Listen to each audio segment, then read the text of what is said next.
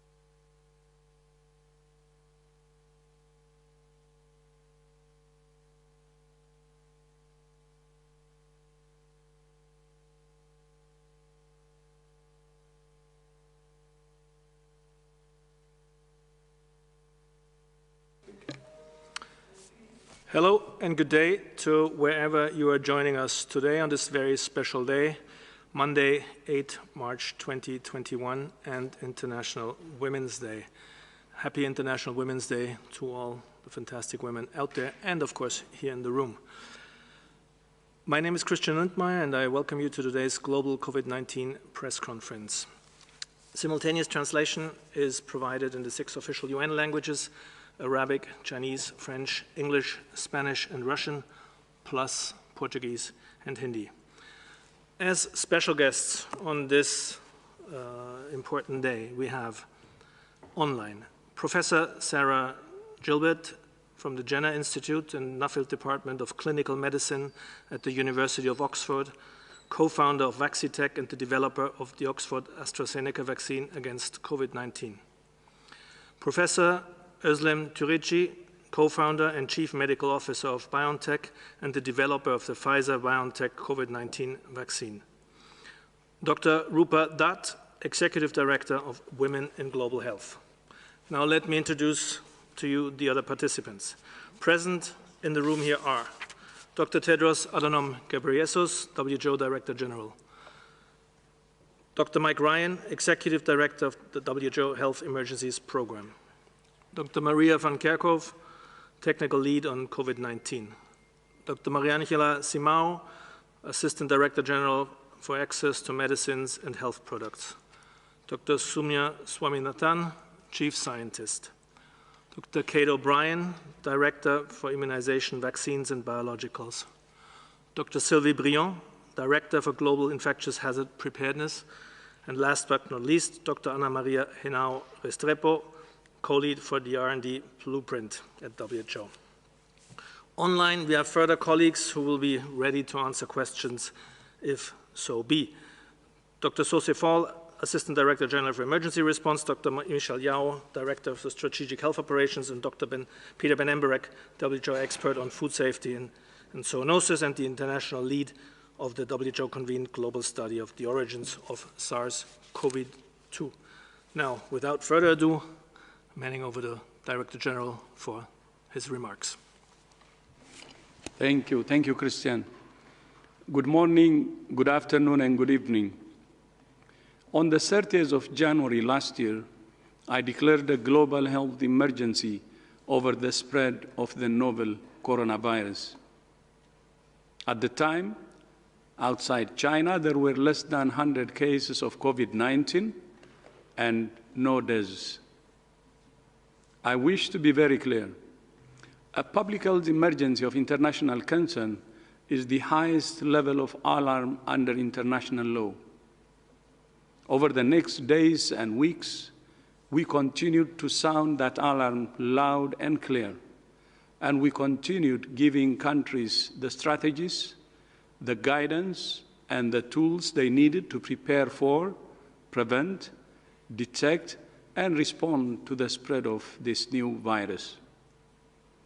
On the 5th of February, we started our daily press conferences informing the world about the risks this new virus posed and the steps that governments and individuals needed to take to stay safe. We continued to warn that the world had a narrow window of opportunity to prepare for and prevent a potential pandemic. One of the things we still need to understand is why some countries acted on those warnings while others were slower to react. In the following weeks, the number of affected countries and the number of cases globally grew rapidly, which led us to describe COVID-19 as a pandemic on the 11th of March last year. But we must be clear that that was not the moment at which we sounded the highest level of alarm. That moment was on the 30th of January. Right now, WHO's focus is on supporting all countries to end the pandemic, including with vaccines and the public health measures that have been the bedrock of the response for 15 months. We have come so far. We have suffered so much, and we have lost so many. We cannot, we must not squander the progress we have made. We have the tools to control the pandemic, but we can only do it if we use them consistently and equitably. Science, solutions, and solidarity remain our guide. There are no shortcuts. As you know, today is International Women's Day. In many ways, women have suffered disproportionately from the pandemic. We have seen appalling increases in violence against women and reduced access to services for sexual and reproductive health. In relative terms, employment losses have been higher for women than for men. Women have also borne an additional and disproportionate burden of care for children and older people. But women have also been at the forefront of the response. About 70% of all health workers globally are women, and they have played a key role in delivering care and saving lives. But although they make up the majority of the global health workforce, women only hold 25% of leadership roles in health. That's why, in February, WHO launched the Gender Equal Health and Care Workforce Initiative to increase the proportion of women in leadership, in health and care, to promote equal pay, to protect women in health and care from sexual harassment and violence at work, and to ensure safe and decent working conditions for women health and care workers, including access to personal protective equipment and vaccines against COVID-19. To talk more about the initiative, today I'm delighted to welcome Dr. Rupa Dutt, the Executive Director of Women in Global Health. Rupa, welcoming and thanking you for joining us today, and you have the floor. Thank you, Dr. Tedros. Let me start by wishing you a very happy International Women's Day. It really is a pleasure to be here with you, Dr. Tedros, and rest of the esteemed WHO colleagues, especially the women in the room. I also want to acknowledge the other distinguished women, especially Professor Sarah Gilbert, Dr. Özlem Türeci, both very distinguished women on this theme of International Women's Day is about women in leadership. Just over 5 years ago, I was one of the 4 early career women in medicine who met on Twitter asking the same question: why are there so many incredible and well-qualified women in global health, but so few in senior decision-making roles? And that was how Women in Global Health was born. And in the last 5 years, we have been joined by women from all around the world asking the same question and committed to change. Today, as Executive Director of Women in Global Health, I lead a growing global movement that has been largely driven by volunteer women power, has 50,000 supporters with 24 national chapters. The COVID-19 pandemic has exposed the fundamental flaws and inequalities that we must put right urgently if we are to be better prepared for the next pandemic. The question we were asking about global health leadership 5 years ago is just as relevant today. Women are around 70% of the health and care workers, but hold only 25% of decision-making roles, as Dr. Tedros has already mentioned. And this pattern has been repeated in this pandemic. Our research shows that 85% of national COVID-19 task forces have majority male membership. The extraordinary work done by women in the health and care workforce in this pandemic has not earned them an equal seat at the decision-making table. And as a result, we have all lost out on their talent and expertise. I was asked to speak about my year, and it's been a roller coaster, has been for so many women. This year, I've tried to balance leading a fast expanding women in global health movement with doing hospital shifts as a U.S. physician with COVID patients.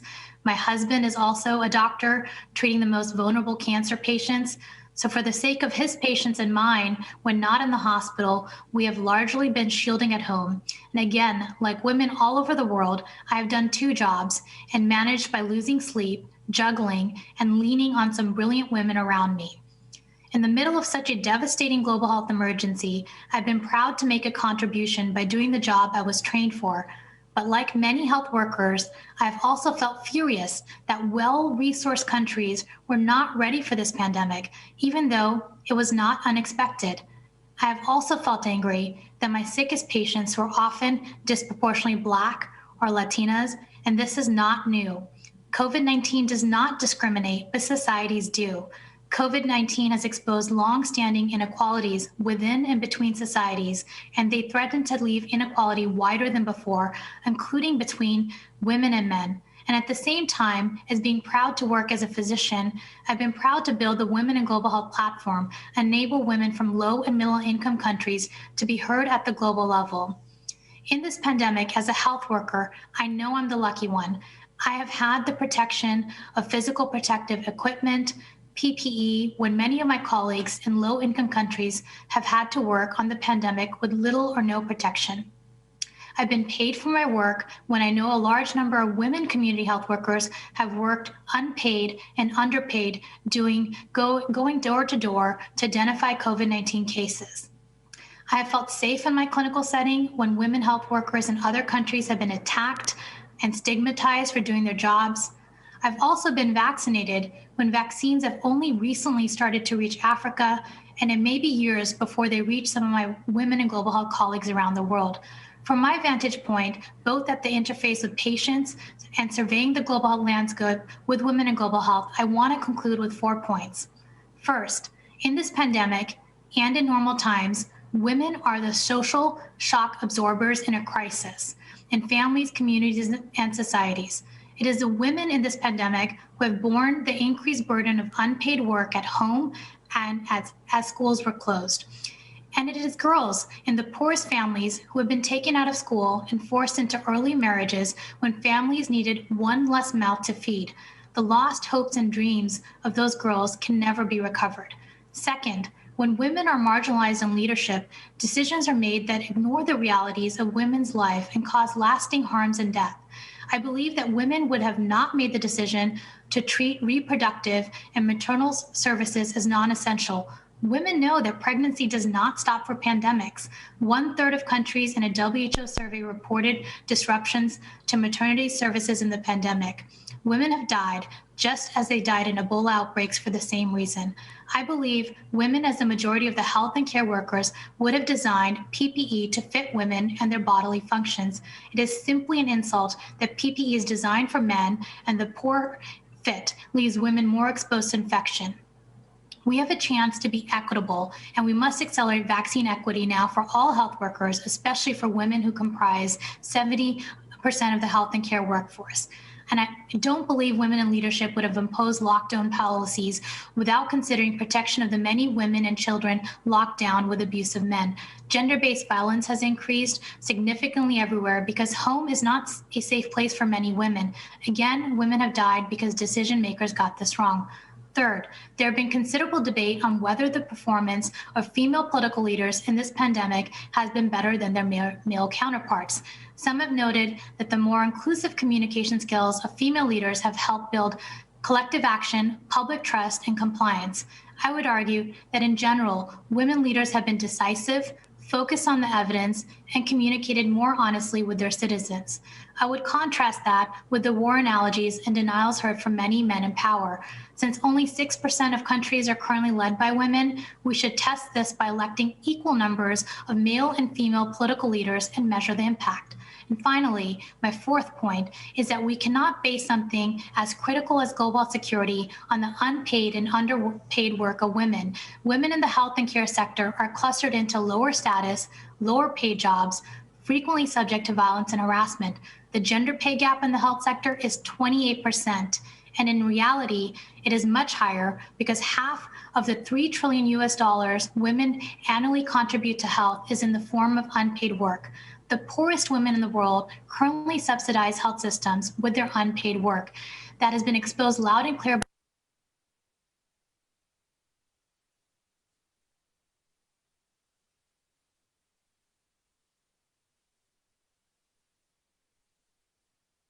This initiative in partnership with the World Health Organization and the government of France.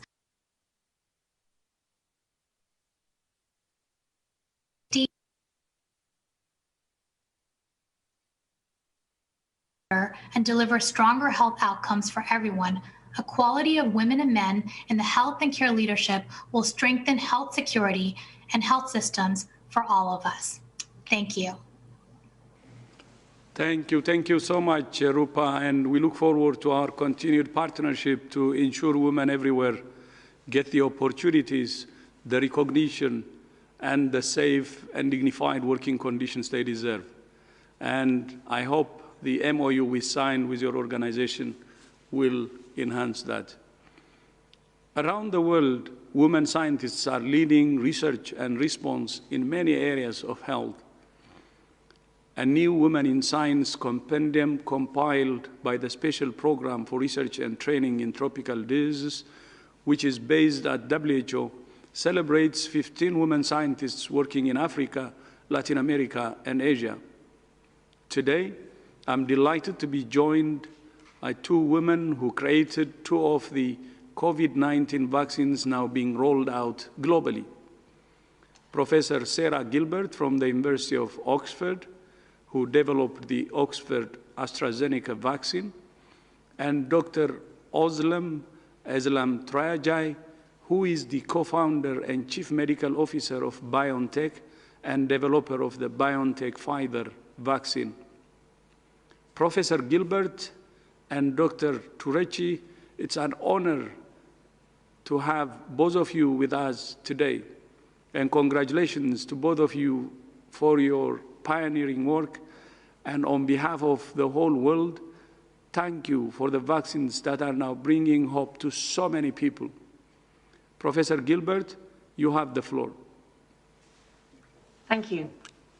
On International Women's Day, I would like to start by acknowledging the enormous contribution made by women to get us through this pandemic. Many women have volunteered to help out in their communities and in vaccination centres. Of the vaccine team in Oxford, 2/3 are female, and all have worked incredibly hard for over a year, often while dealing with family responsibilities. However, of the senior positions in the team, only 1/3 are women. Women continue to be underrepresented on the boards of companies as well. There is more to do when, even in a field where women are very well represented at junior levels, they do not progress to the top of the profession. And of course, in many other disciplines and in countries across the world, women face barriers at all levels. There are concerns that the pandemic has had more effect on the careers and livelihood of women than men. And as we begin to make our plans for recovery, we must not neglect this. Within Oxford University, I'm seeking to understand the barriers to promotion of women. This is something that should be widened in order to find the barriers wherever they occur and break them down. I work on the development of vaccines against viruses that can cause outbreaks and potentially pandemics using a platform technology that can be adapted to produce many different vaccines very quickly. The technology itself is well understood and was approved by the WHO R&D blueprint exercise several years ago. Using the same technology allows us to understand many aspects of vaccine development before we have identified the virus that we want to vaccinate against. We already know how to manufacture and test the vaccine, what dose to use, the expected side effects and the overall safety, enabling us to move very quickly when a new virus is identified. Our technology uses a modified adenovirus to produce the vaccine, but there are other approaches that can be used. I worked on the development of vaccines against influenza, Ebola and MERS before COVID-19. Following Oxford's partnership with AstraZeneca and the collection of data from clinical trials, the vaccine is now in use in many countries, and we are seeing how effective it is in use, protecting 80% of hospitalizations in those aged over 80 years, even after one dose, and reducing disease in the over 70s by 70%. We have more work to do on assessing the ability of the vaccine to work against different variants and whether an update to the vaccine is needed, but we are making preparations to do that if necessary. We are continuing to monitor immune responses in those vaccinated so that we can assess when a booster might be needed. As vaccinations are rolled out around the world, with the most vulnerable being protected first, we need to continue to monitor virus transmission and apply all available measures to reduce it, to protect those not yet vaccinated and reduce the chances of new variants arising.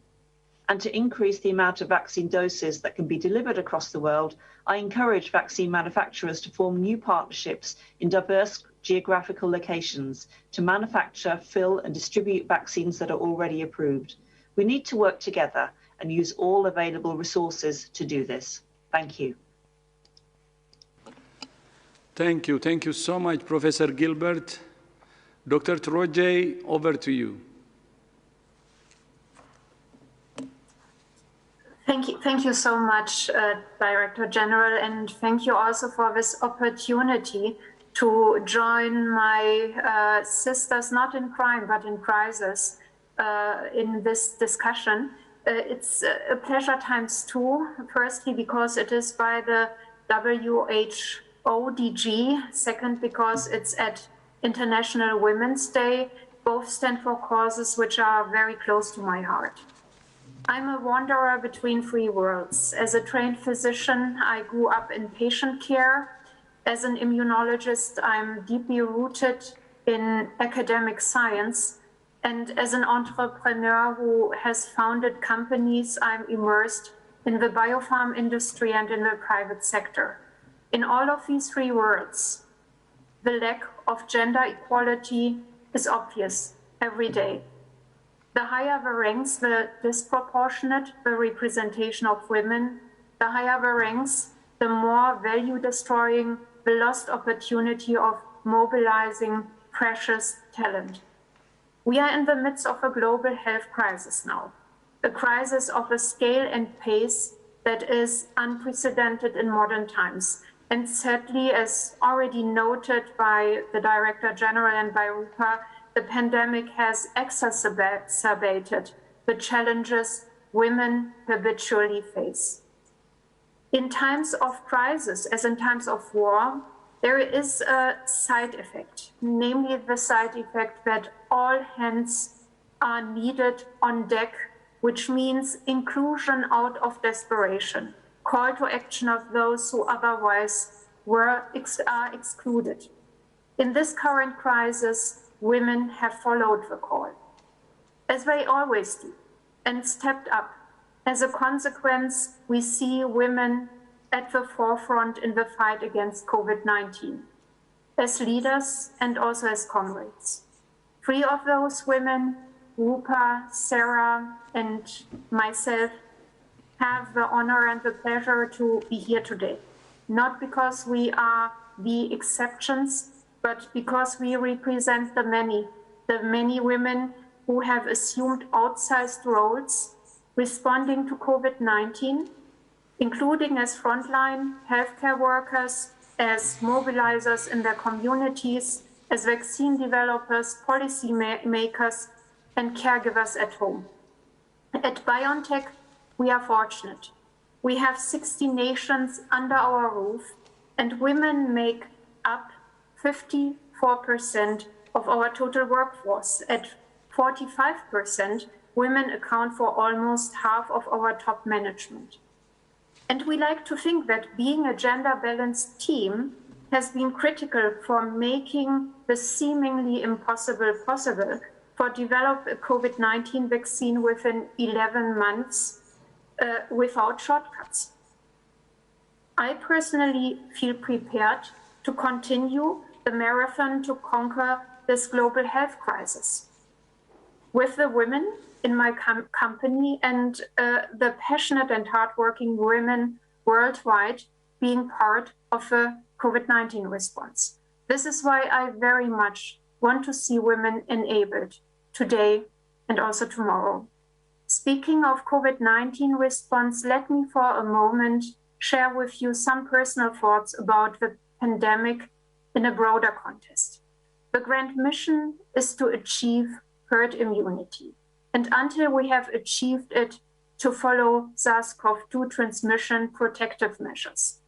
The last 14 months have brought us closer to this aim. Several vaccines are authorized, approved, are being rolled out. We at BioNTech Pfizer are proud to be part of the solution, and the more of our peers are successful with their vaccine developments, the better for the world. There are those unknowns about which people are concerned, and I would like to briefly touch upon them. One is the duration of protection. The answer to this question requires the passage of time and the diligent accumulation of data. Whatever the data shows, as long as we have vaccine technologies and further develop them that allow for boosting, this can be addressed. Another question people are worried about are virus variants. Viruses that replicate do accumulate mutations. This is inevitable.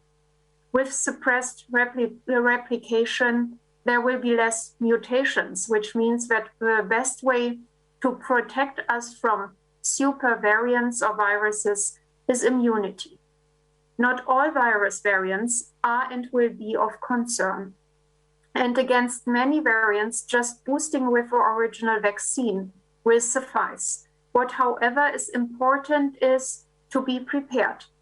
Being prepared technology-wise, which means to have a versatile platform which allows for rapid response to a variant of concern. Being prepared process-wise, which means to have the blueprint for execution ready on the shelf. And being prepared to make informed decisions, which means to have a clear, scientifically sound definition when a variant is of concern and should trigger an aligned vaccine adaptation. Now that vaccines of high efficacy backed by data are available, and more of them will soon, the most important next milestone for all of us is broad, global, equitable rollout. Mission herd immunity means no one will be safe until everyone is safe, across genders, ethnicities, economies, and nations. This requires building, expanding, upscaling production capacities, improving supply chain conditions, securing funding, adapting to diverse regional transportation and health infrastructures and policies, and much more.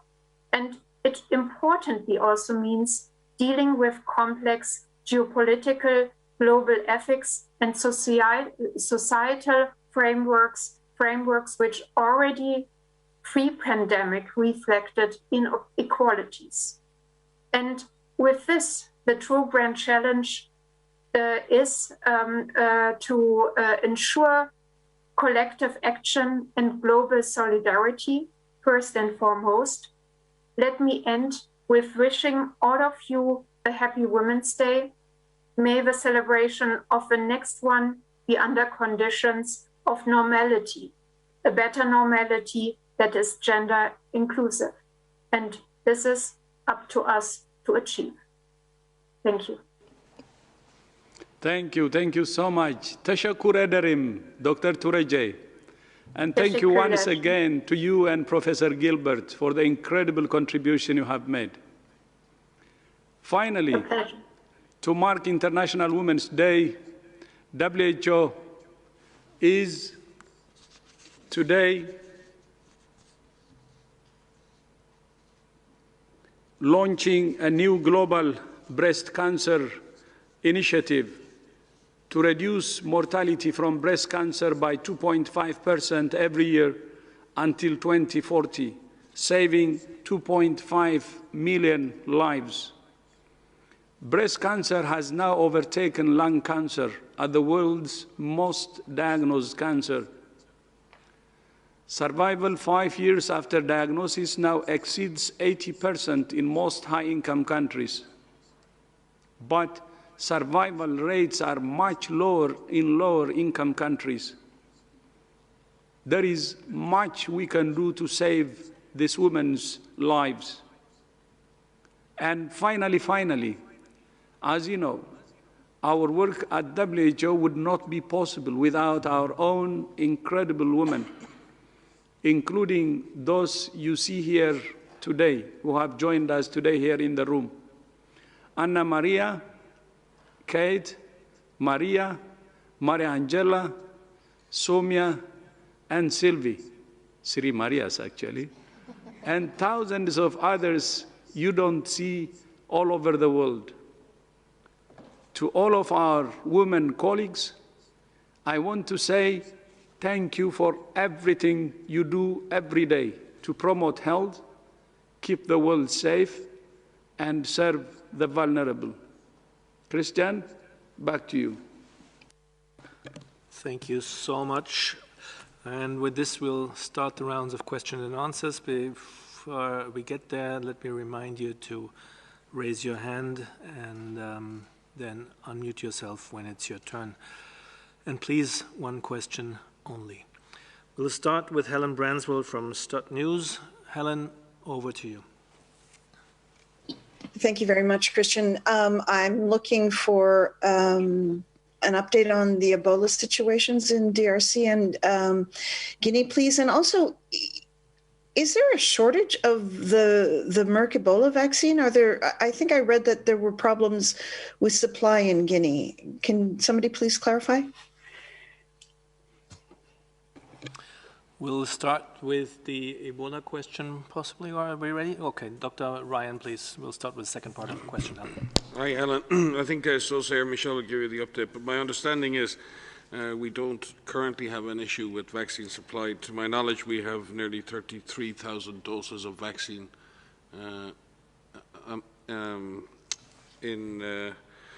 in country. So I'll pass to Sosé and to Michel to give you an update, and I'll double check on those numbers on vaccines. But at the present time, we don't have a problem with supply.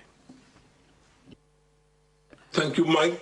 Just to confirm that we don't have any supply issue in Guinea, as Riley said, we have right now 30,000 doses, and we are using ring vaccination, meaning that we are vaccinating the contacts of cases, contact and probable contacts. And at global level, we have more than 500,000 doses from the Merck vaccine, so we don't have issue for vaccination. But it's very important to continue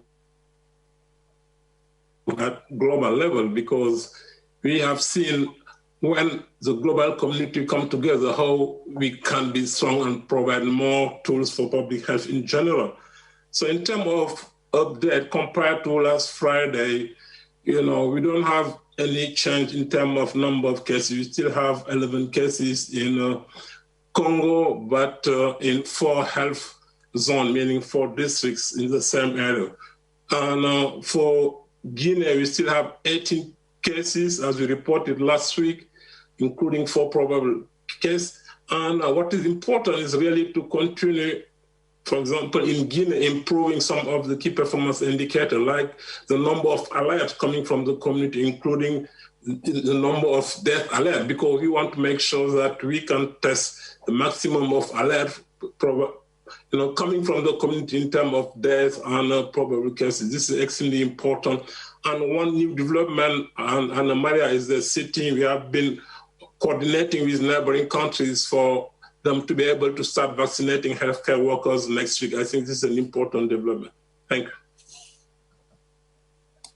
Thank you. That was Dr. Sosé Fall, Assistant Director General Emergency Response, and now Dr. Michel Yao, Director Strategic Health Operations.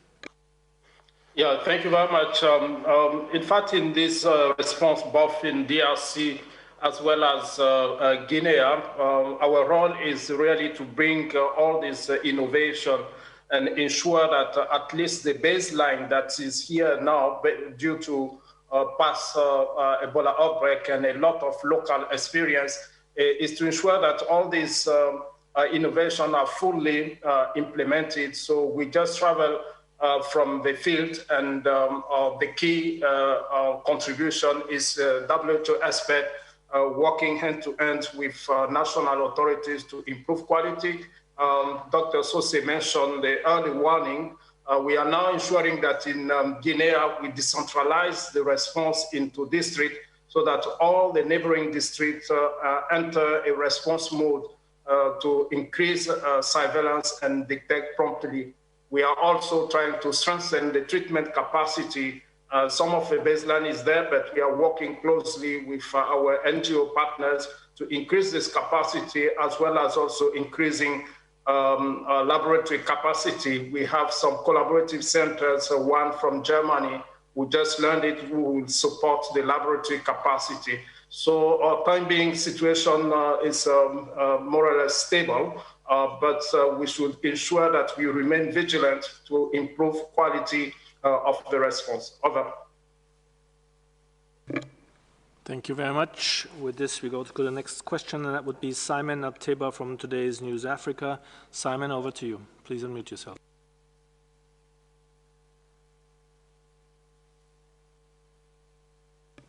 Simon, do we still have you?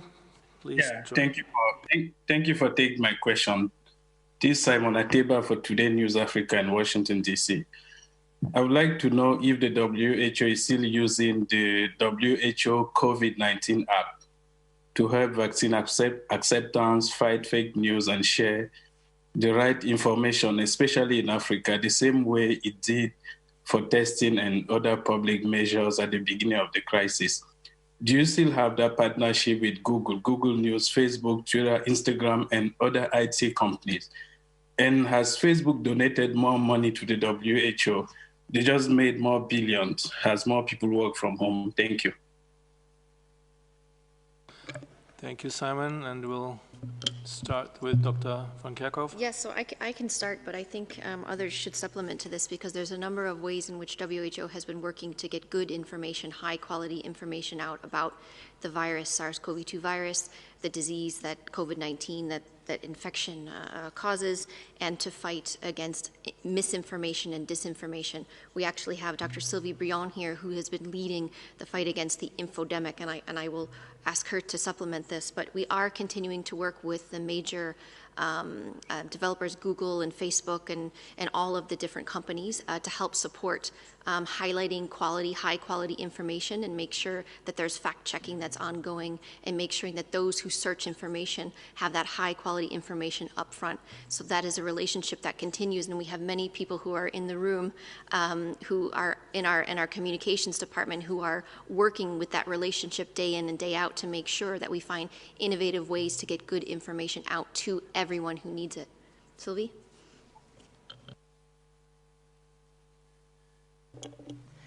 Oui, absolument. Je dois dire que, en plus, sur l'Afrique, nous avons créé une collaboration qui s'appelle AIRA, A-I-R-A, qui est l'African Infodemic Response Alliance, qui justement est une collaboration avec différents partenaires, incluant IFRC, UNICEF et autres partenaires qui justement aident à faire circuler la bonne information.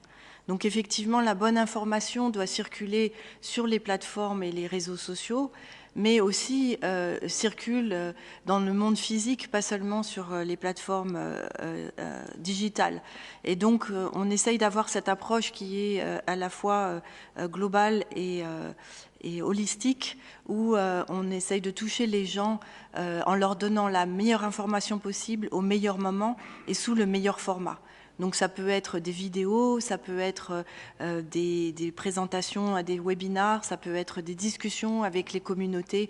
Donc on a plusieurs formes pour faire passer cette information. Et effectivement, l'OMS a toujours des relations très proches avec les plateformes numériques, Google, Facebook et autres, pour travailler de concert et faire en sorte que la bonne information puisse aller aussi vite que la mauvaise information, parce qu'on a vu depuis cette pandémie que malheureusement, c'est souvent les informations qui sont inadaptées ou un peu mal interprétées qui circulent malheureusement plus vite que les bonnes informations. Donc on essaye d'accélérer justement l'accès à l'information, autant que ce qu'on essaye d'accélérer l'accès aux bons vaccins et l'accès aux autres méthodes pour lutter contre cette maladie. Dr. Ryan.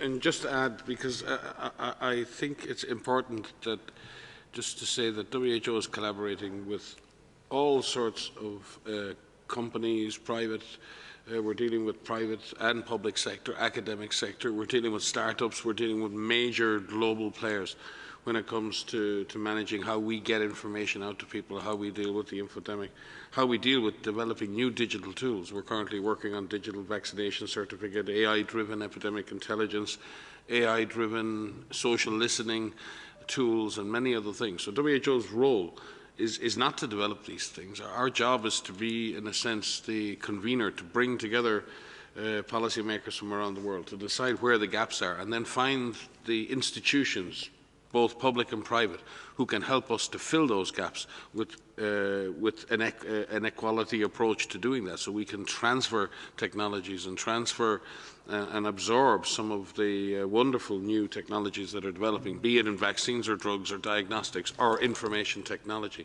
So I think WHO sees information technology and our ability to use it effectively and our ability to manage and use information effectively has been a massive weapon against pandemic diseases, but also as a huge platform to deliver primary health care, to deliver universal health care. So I think WHO has really emerged during this pandemic and under Dr. Tedros' leadership is really trying to leverage and exploit the digital revolution for health and for health equality. Thank you very much. With this, we move to the next, Robin Miller from AFP. Robin, please unmute yourself. Thank you. Dr. Tedros, as you said, it's now coming up to 1 year since you first used the term pandemic to describe the situation, although the highest level of alarm available to the WHO had been declared already in January. And as you said, some countries were slow to react to that. On reflection, a year on, do you think if you'd used the term pandemic sooner, it would have made any difference to how those countries reacted? Thank you.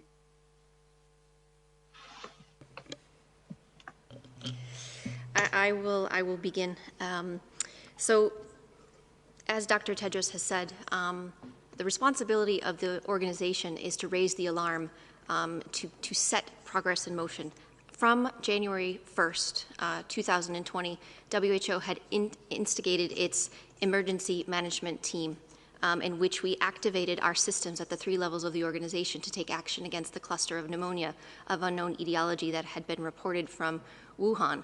And since then, we had been setting guidance and advice to our member states, to everyone everywhere, about actions that needed to be taken.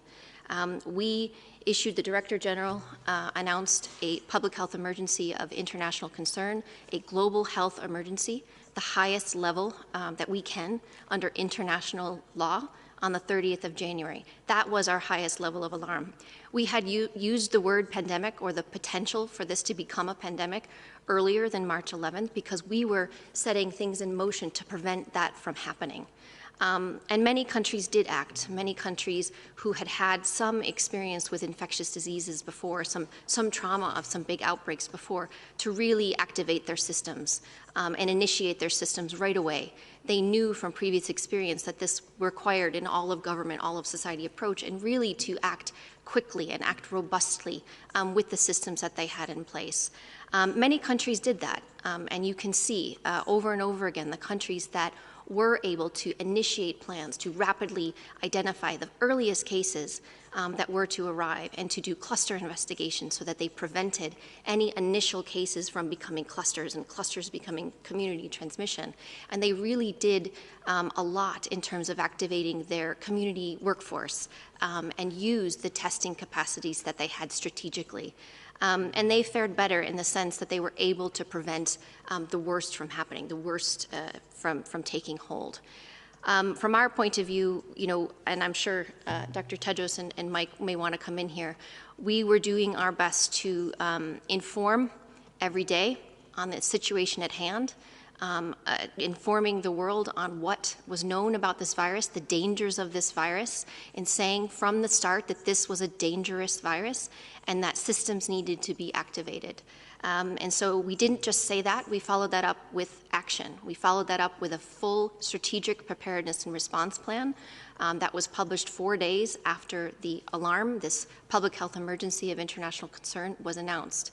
And we worked with governments, we worked with countries, we worked with communities to make sure that those plans could be actioned and tailored in the appropriate way for countries around the world. We continue to do that. We've just issued an update to the SPRP, the Strategic Preparedness and Response Plan 2021, where we have added vaccines and vaccination into the global strategy. Our focus remains on ending the acute phase of this pandemic, making sure that we get societies up and running, we prevent as many infections as we can, and we save as many lives as we can. And we can only do that by acting together. So we will continue to do that until this pandemic is over. Dr. Rand, please. Yeah, maybe I could be a little bit more direct. I mean, I think the journalist is asking us if we had yelled louder, then more people might have heard us. I think many people did hear, many countries did hear and took action. And it's very instructive because I think perception of risk is very much about the perspective you have about how much risk you're at. Unfortunately, if you're in a valley and a dam bursts, you know you're at risk and you take action. If you're standing on the mountaintop, you don't feel the same level of risk until the waters rise. And I fear too many countries thought they were standing on a mountaintop watching the waters rise to consume and overwhelm others, and what everyone didn't realize as the waters rose to consume them. Again, I will remind you that the international health regulations is not WHO's. It is a solemn legal agreement between 194 member states agreed in 2005, where 194 countries came together and agreed with each other what would represent the highest level of alert for global public health emergencies. And that came into force in 2007. So the fact that countries, I can fully understand maybe from a media perspective that a member of the public and others might not necessarily react to the declaration of a global public health emergency under the IHR by the Director General. But that is an agreement between all member states on this planet who agreed in law that this would represent the trigger to collective action in response for containment. So I think we have to ask ourselves, yes, maybe we need to shout louder, but maybe some people need hearing aids. Thank you very much for this. Before I get to the next question from Tomoriguchi Kyoto News, let me just remind everybody that we still have our 3 special guests today online, and if you want to raise a question to them, now is the chance. But first, Tomoriguchi Kyoto News, please unmute yourself. Hi, Christian, can you hear me? Yes, please unmute yourself. Please go ahead. As we are heading towards the end of winter in Northern Hemisphere, could you provide us with the latest figures and trends of seasonal influenza this year? I assume we are seeing a decrease in cases and deaths, but have the measures taken to counter COVID-19 contributed to this? And if that's the case, can we say that we have found effective measures to counter seasonal influenza, which was thought to be uncontrollable in the past? Thank you. Let me hand to Dr. Sylvie Briand, please. Merci beaucoup pour cette question. Effectivement, nous faisons le suivi des virus circulants de la grippe dans le monde entier. Et on a vu déjà, il y a quelques mois, dans l'hémisphère sud, vraiment des taux très très bas de circulation de la grippe. Et on voit aussi dans l'hémisphère nord, en fait, la grippe circule à des taux très très bas. Donc il y a plusieurs hypothèses pour expliquer cela. L'hypothèse la plus satisfaisante est effectivement que les mesures mises en place pour réduire la transmission du Covid sont aussi extrêmement efficaces pour la grippe. On avait déjà vu ça en 2009 lors de la pandémie d'H1N1. Et effectivement, non seulement les infections grippales diminuent, mais aussi les autres virus saisonniers comme les gastro-entérites aussi sont en nombre moins important cette année. Donc c'est pour dire que je crois que c'est très important de comprendre que ces mesures de santé publique ont des impacts très importants pour la santé des populations et que c'est important aussi de continuer à les appliquer pour réduire la transmission de Covid, mais aussi la transmission d'autres maladies.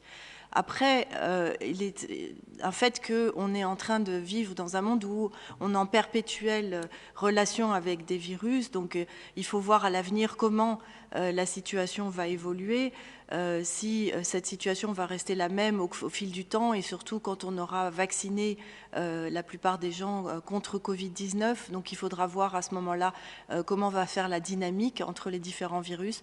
Mais pour l'instant, on peut dire que les mesures de santé publique ont été très efficaces. Merci. Thank you very much. Let's move on to Corinne Gretler from Bloomberg. Corinne, please unmute yourself. Yes, hi. Thank you for taking my question. I wanted to ask about Myanmar's vaccine rollout, which is being derailed by the coup there. They've stopped updating vaccination numbers, and while the generals say the rollout is continuing, a third of hospitals are estimated to be closed as medical workers join the strikes and protests. I just wanted to ask, how concerned are you about reports of disruptions to vaccine distribution in Myanmar, and maybe what your country reps are observing and what they're reporting back? Thank you. Thank you, Corinne. We'll hand to Dr. Ryan first. No, sorry. Dr. O'Brien. Thank you for that. I think the first thing to emphasize is what the Director General has said over and over again, that the response to the pandemic needs to be a public health response, and we need to take out of that response any politics. Clearly, for any setting that is in conflict, a vulnerable setting, a fragile setting, the risk to the population of the cessation of services or the slowdown of services or danger in getting services is of enormous concern for the control of the pandemic, especially as we're in the early phases of vaccine rollout. The access of people to those vaccines is incredibly important. Vaccines do have a shelf life to them, and it means that if vaccines are not being delivered on time and as planned, this precious resource that is now being deployed across countries that previously had not had access to vaccines is something that is going to waste.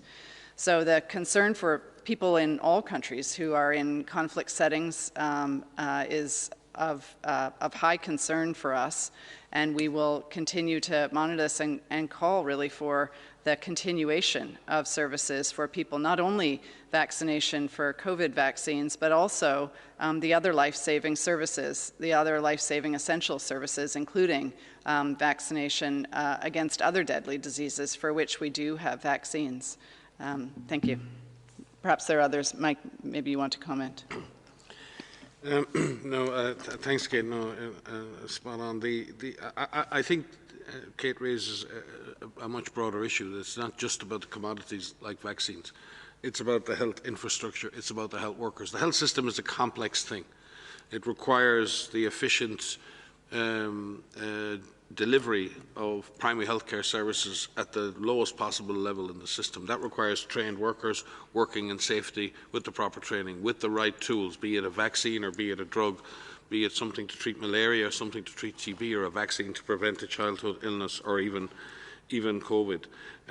Those healthcare facilities are very precious, and those healthcare workers are very precious. And what we're seeing again and again and again is in situations of conflict, populations losing access to healthcare because of the direct interference in the delivery of that care, be it in terms of the delivery of the commodities, the protection of those health workers, or the protection of those healthcare facilities.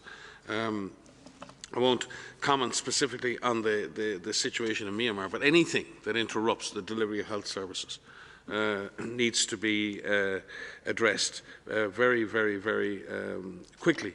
And that's not just in Myanmar. We've seen the same issues in Yemen. We've seen the same issues in Syria. We've seen the same issues in Libya. We've seen the same issues in Tigray.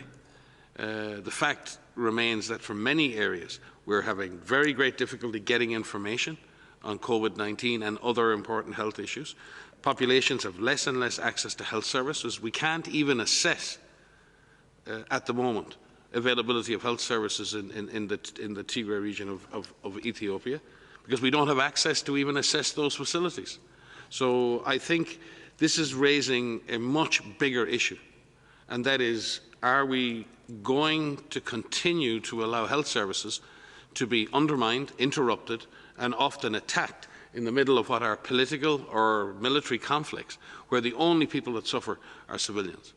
That's the bottom line. And we're seeing increasingly health workers being implicated, intimidated, attacked, and not being able to access their place of work, and citizens not being able to access care. This is not only an issue for Myanmar, this is an issue right across the spectrum.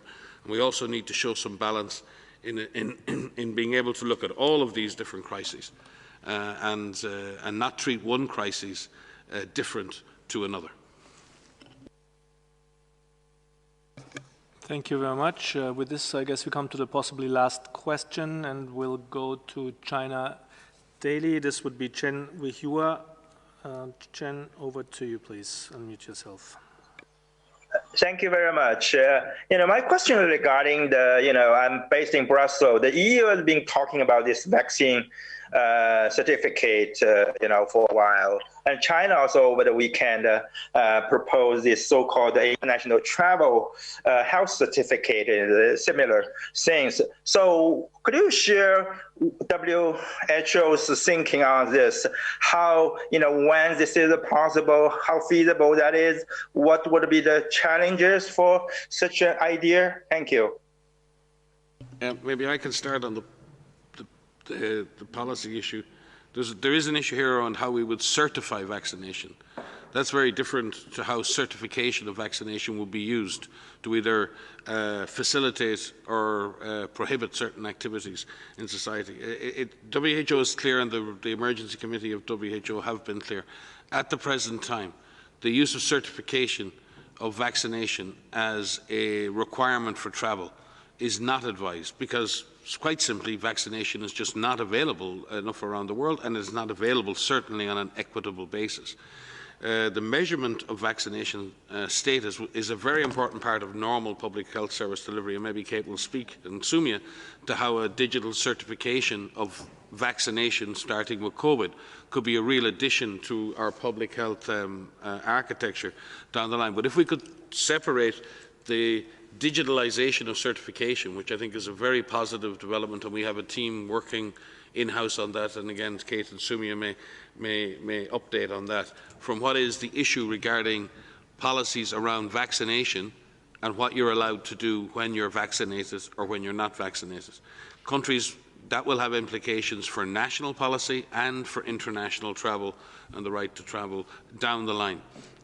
But I think there are real practical and ethical considerations as well that countries will have to address, because if access to vaccine is inequitous, then inequity and unfairness can be further branded into the system if we continue to make decisions on what people can and can't do, where they can and can't go, on the basis of being vaccinated, when being vaccinated itself is not something that everyone has equal access to.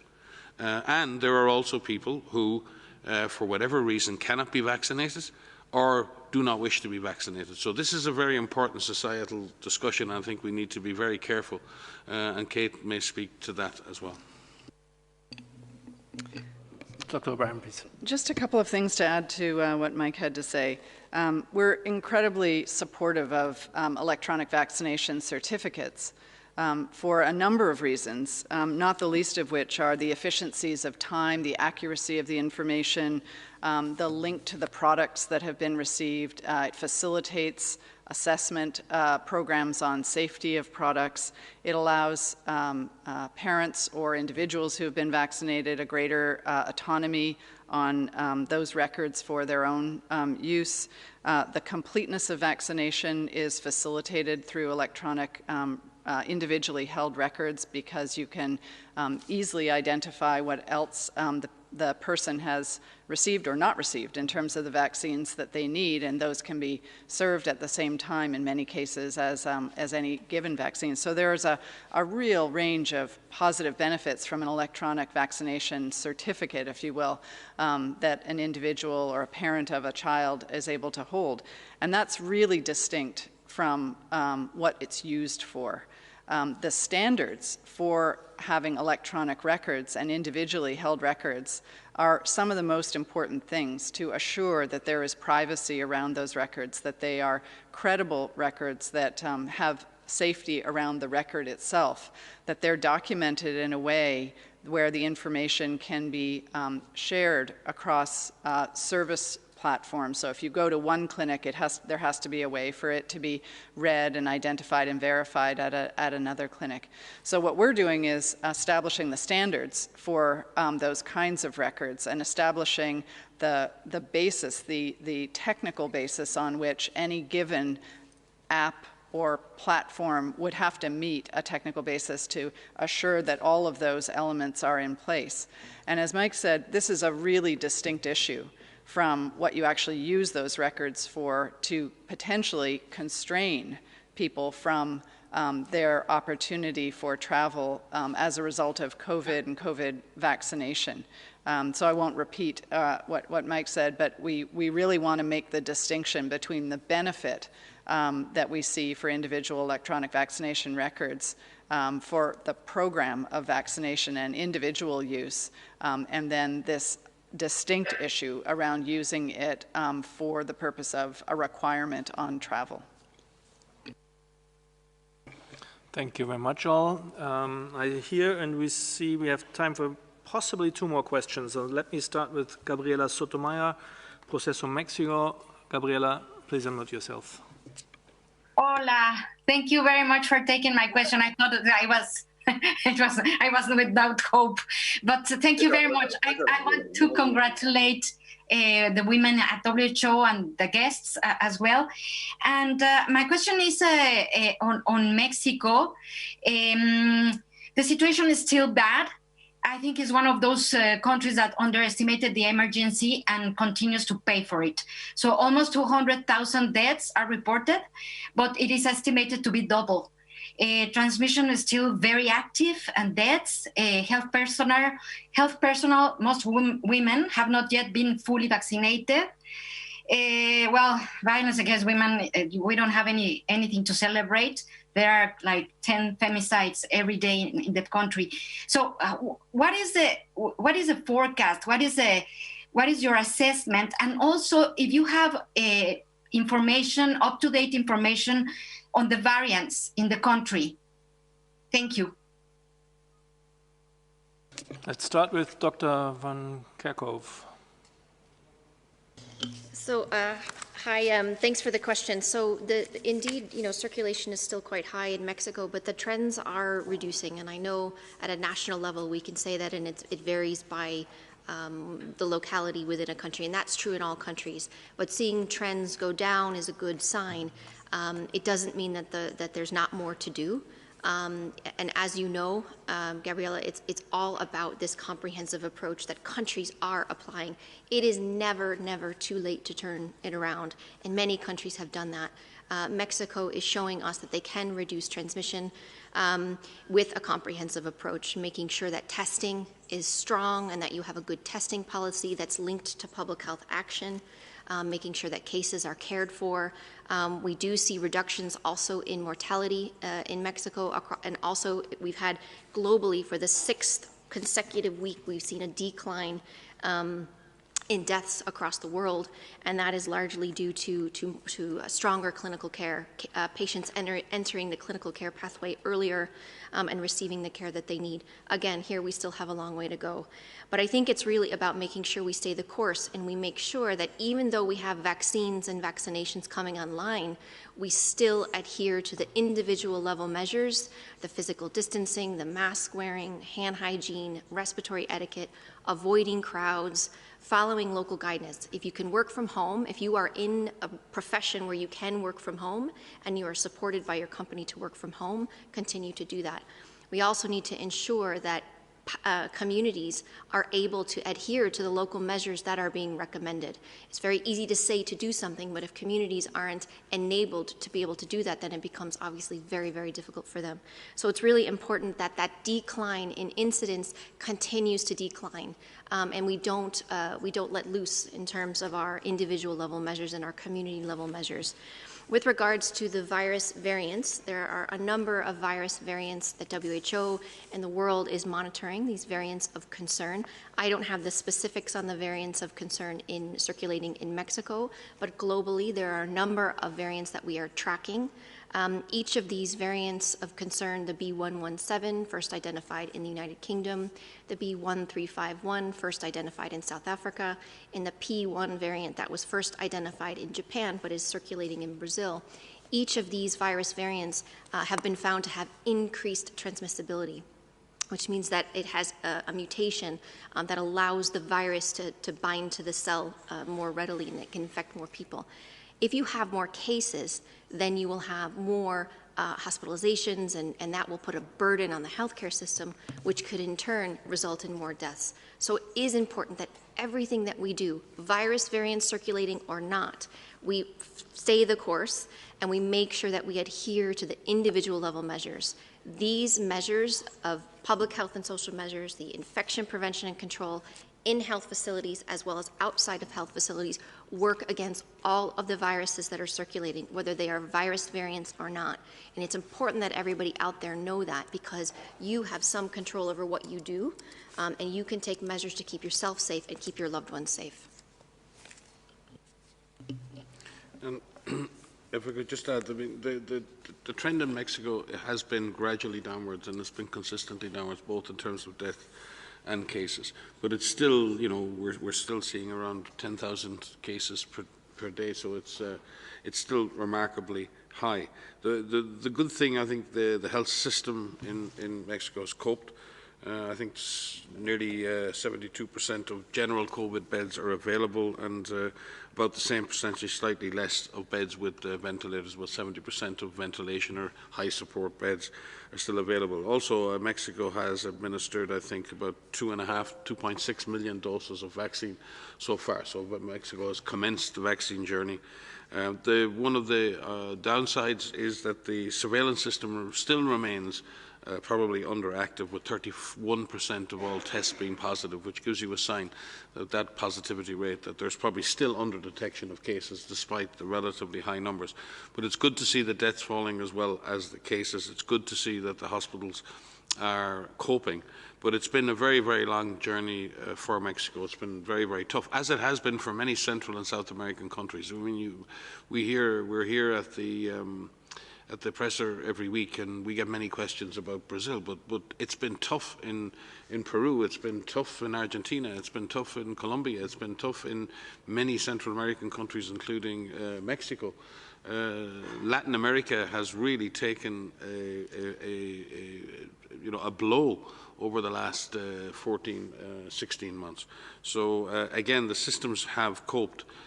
But there are many, many, many lessons to learn around pandemic preparedness and readiness for us all globally, as the DG has said.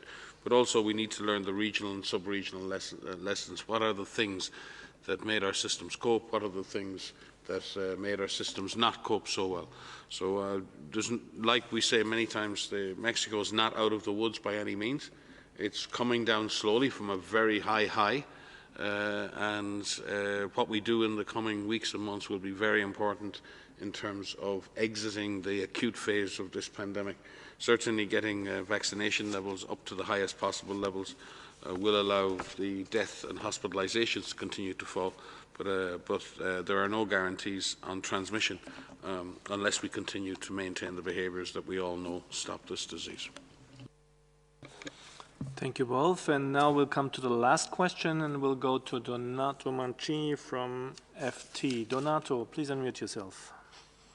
Hi, can you hear me? Yes, please go ahead.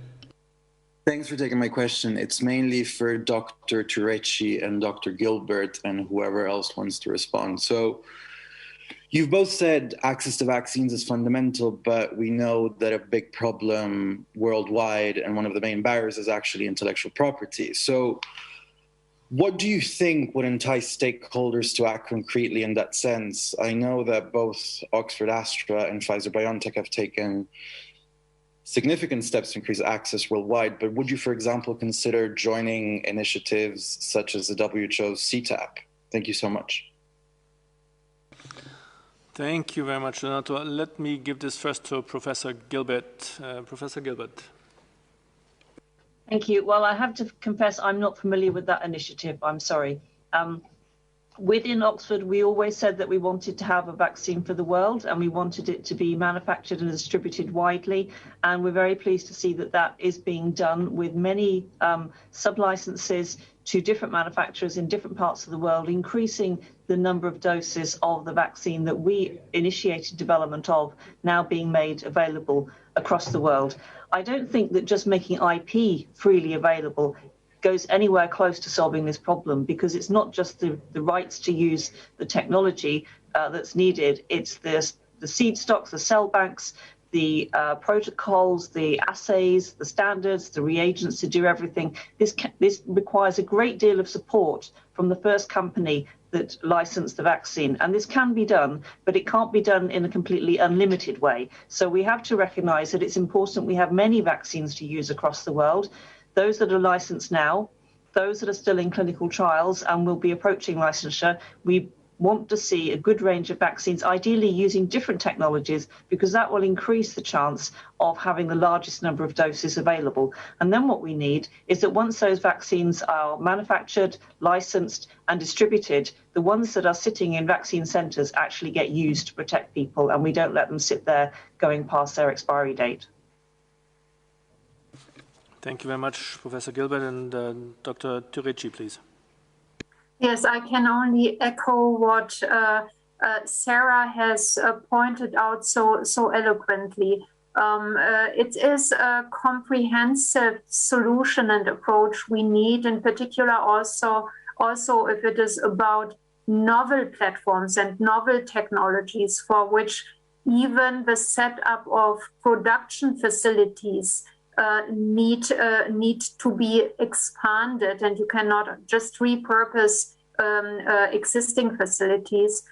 So patents are one thing, but there are so many other things we have to ensure. Thank you both very much. And with this, we come to the end of our briefing. Before I hand back to Dr. Tedros for the final remarks, let me specifically thank our three special guests, Dr. Rupa Dutt, Dr. Turecci, and Professor Gilbert, and of course everybody here in the room and who was online. Also, please again note the audio files and the DG remarks will be sent shortly after this briefing, and the full transcript should be found on the WHO website tomorrow. Any other follow-ups, please contact media inquiries at who.int. Dr. Tedros. Yeah, thank you. Thank you very much, Christian. And I would like to again thank our guests today, to Rupa for your leadership, and also to Professor Gilbert and Dr. Turecci for your incredible contribution to humanity.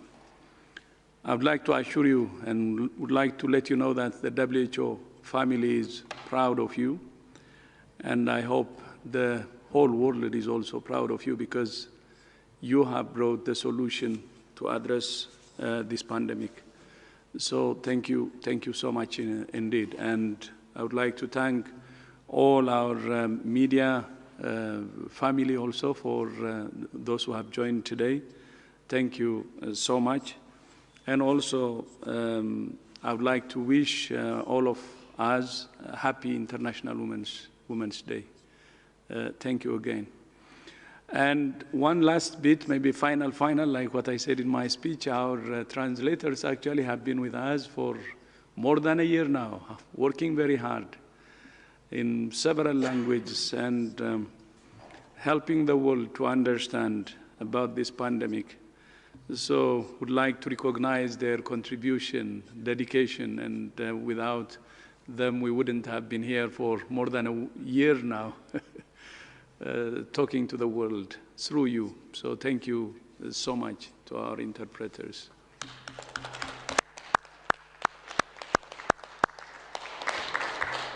So thank you again, and see you in our next presser. Thank you.